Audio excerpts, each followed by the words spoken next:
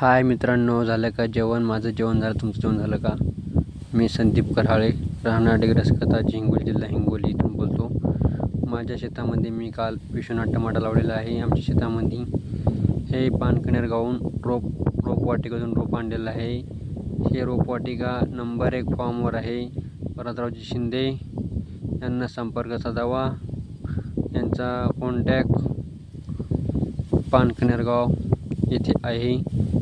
सरळ सेनगाव, हिंगोली सेनगाव, पानकणेर गाव इथे यांची महादेव मंदिरापाशी रोपवाटिका आहे. याच्यामध्ये टमाटा लावला, विश्वनाथ आणि गोबी लावलेली आहे. आम्ही शेतामध्ये आम्ही परवा रोप लावलेलं आहे. हे रोप मंगळवारी लावलेलं आहे. आम्ही रोप आणून सवच आज पहा सगळं रोप लागलेलं आहे. एक बिन काडी मेलेली नाही. म्हणजे रोपवाटिका चांगली आहे तिथली. आम्ही दरवर्षी तिथूनच रोप आणत असतो. तुम्ही बी संपर्क साधा त्यांच्यासोबत. भरतरावजी शिंदे, रोपवाटिका, पानकणेर गाव.